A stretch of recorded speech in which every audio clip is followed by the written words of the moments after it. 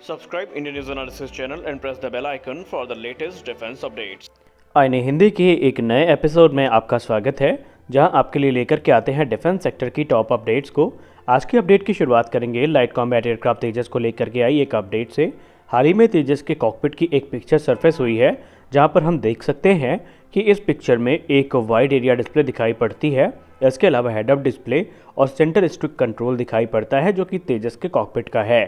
हालांकि अगर हम मार्क 1 की बात करें मौजूदा, तो उसमें 3 76x76 mm की colour liquid crystal multifunctional displace का इस्तेमाल किया जाता है, जिसको भारत इलेक्ट्रॉनिक्स लिमिटेड के द्वारा विकसित किया गया है। और माना जा रहा है कि तेजस मार्क 1A के जो इनिशियल वेरिएंट हैं, उनमें यही डिस्प्ले हमें देखने को मिलेगी।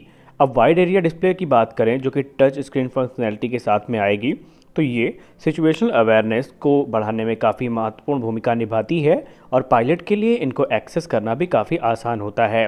हालांकि ये माना जा रहा था शुरुआत में कि तेजस लिफ्ट या LCA लिफ्ट की अगर हम बात करें, बाद में तेजस मार्क 2 फाइटर जेट्स की बात करें तो उनमें इनका इस्तेमाल किया जाएगा। लेकिन अगर आप इस पिक्चर को गौर से देखें तो आपको यहाँ पर सेंटर स्टिक कंट्रोल दिखेगा, बल्कि तेजस मार्क 2 और LCA लिफ्ट दोनों में साइड स्टिक कंट्रोल हमें देखने को मिलेंगे। इसलिए सवाल ये उठता है कि आखिरकार इस पिक्चर का संबंध किससे है। तो आपको हम बताना चाहेंगे, इनिशियली अभी कुछ कंफर्म नहीं किया गया है जेल के द्वारा, लेकिन एक्सपर्ट्स ये मानते हैं कि ये हो सकता है टेस्टिंग के पर्पस से बनाई गई हो, जिसे पहले तेजस मार्क 1 के किसी प्रोटोटाइप में टेस्ट किया जाएगा। बाद में वैलिडेट होने के बाद इसका इस्तेमाल तेजस मार्क 2 प्रोग्राम में किया जा सकता है। दोस्तों, हमारी अगली बड़ी अपडेट तेजस के कंपैटिटर को लेकर के आ रही है। कल तुर्की से एक वीडियो सामने हुआ है सरफेस, जहां पर देखा जा सकता है कि उनका हूर जेट, जो कि एक ट्रेनर और लाइट कॉम्बैट एयरक्राफ्ट होगा, उसे फाइनली हैंगर से बाहर निकाला गया है। ये एयरक्राफ्ट माना जा रहा है कि लाइट कॉम्बैट एयरक्राफ्ट तेजस FA-50 और T-7 रेड हॉक की कैटेगरी का एयरक्राफ्ट है, जिसे पहले तो तुर्की अपनी रिक्वायरमेंट्स को पूरा करने के लिए इस्तेमाल करेगा। बाद में एक्सपोर्ट मार्केट को ध्यान में रख करके इन्हें एक्सपोर्ट के लिए भी उतारा जाएगा। इनिशियल पिक्चर्स की बात करें तो ये माना जा रहा है अभी इनमें इंजन्स को इंस्टॉल नहीं किया गया है और अभी इनके जो इलेक्ट्रॉनिक्स और एवियोनिक्स हैं, इनको चरणबद्ध तरीके से टेस्ट किया जाएगा और इनकी पहली उड़ान को 2023 के अंत में आयोजित किया जाएगा। अगर इसके हम कैपेबिलिटी की बात करें तो ये एक सुपरसोनिक एयरक्राफ्ट होने वाला है और रिपोर्ट्स ये भी क्लेम करती हैं कि ये तकरीबन 3000 किलोग्राम तक के जो वॉरहेड्स हैं पेलोड्स हैं, उनको कैरी करने में सक्षम होगा, जिसमें रडार इक्विपमेंट, कैमरा और म्यूनिशन शामिल होंगे और ये 45,000 फीट के एल्टीट्यूड तक ऊपर उड़ने में भी सक्षम होने वाला है। हमारी अगली बड़ी अपडेट इंडियन आर्मी से आ रही है। दोस्तों, इंडियन आर्मी की गजराज कॉर्प्स ने एक अपडेट के माध्यम से बताया कि उन्होंने तवांग सेक्टर के यांगसे में, जहां पर भारतीय सेना और चीन के सैनिकों के बीच में झड़प हुई थी, वहां पर मेजर रिलिंगनाओ बॉब खातिंग की जो प्रतिमा है उसको अनवील किया है। आइए जानते हैं कि ये कौन थे। दरअसल गजराज कॉर्प्स के द्वारा ये बताया गया है कि इस प्रतिमा का अनावरण 16,000 फीट के एल्टीट्यूड पर किया गया है और इसे corps commander lieutenant general DS Rana के द्वारा अनवील किया गया।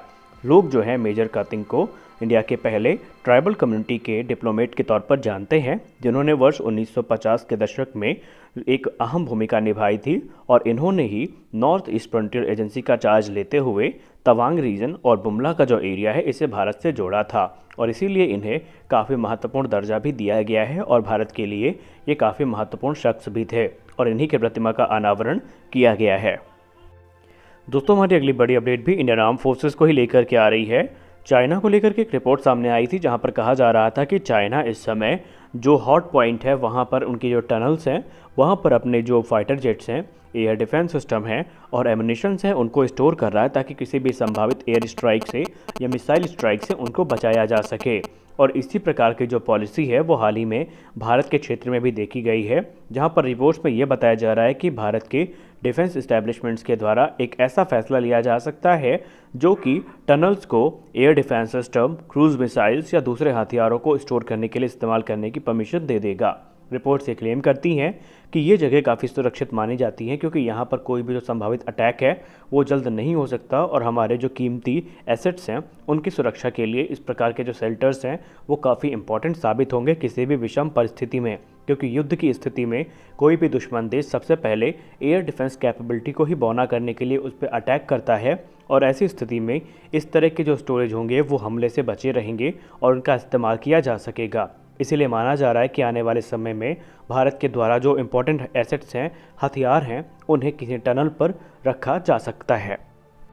हमारी अगली बड़ी update defence research and development organisation यानी DRDO से आ रही है।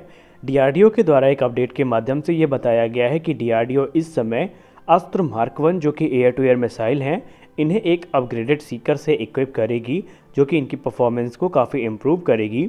वहीं अस्त्र मिसाइल से कुछ वेट को भी कम किया जाएगा जो कि स्मॉल मार्जिन में ही होगा। अगर हम मार्क 1 की बात करें तो अस्त्र मार्क 1 में इस समय fully functional KU band active radar Sikar का इस्तेमाल किया गया है, जिसने पुराने 9B1103M एक्टिव रेडार सीकर को रिप्लेस किया है, जिनको रशिया से लिया गया था, या ये कह लें जिनका इस्तेमाल रशिया की वेम्पल R77 मिसाइल्स में किया जाता है।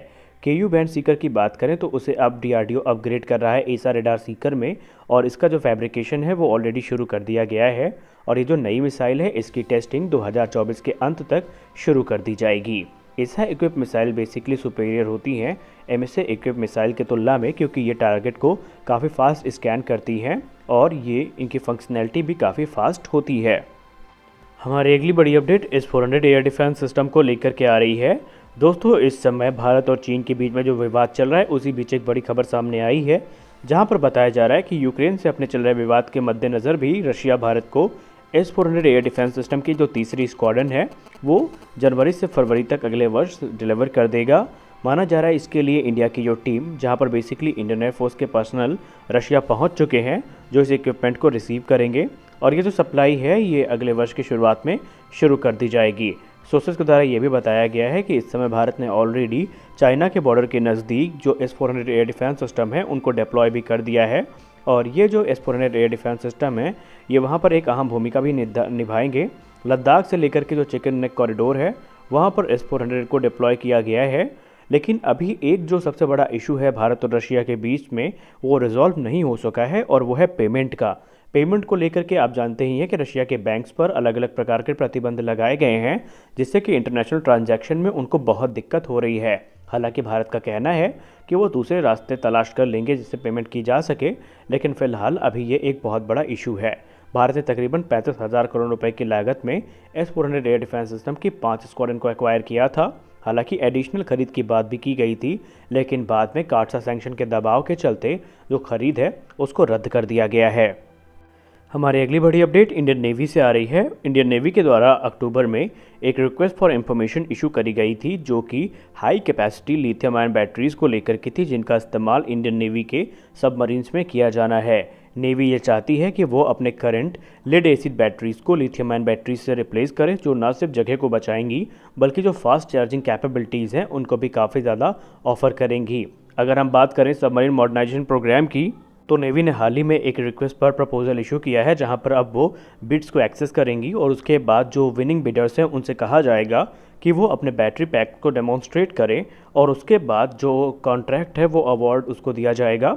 और माना जा रहा है कि जो लिथियम आयन बैटरीज़ हैं ये कलवरी क्लास की जो सबमरीन्स हैं इनमें 2024 से 25 के बीच में इंस्टॉल करनी शुरू कर दी जाएंगी। इंडियन नेवी इस समय मॉडर्नाइजेशन प्रोग्राम के अंतर्गत अपने सबमरीन को काफ़ी ज़्यादा मॉडर्नाइज करने में लगी हुई हैं, उनकी कैपेबिलिटी को एनहांस कर रही हैं, ताकि किसी भी विषम परिस्थितियों में वो ऑपरेशनल रहें पूरी अच्छी तरीके से, और उनमें किसी प्रकार की कोई भी कमी ना मौजूद रहे। तो फिलहाल आपने वीडियो को अंत तक देखा, इसके लिए आप सभी का बहुत बहुत धन्यवाद। मिलते हैं अपने अगले वीडियो में कुछ और अपडेट्स के साथ, तब तक के लिए जय हिंद।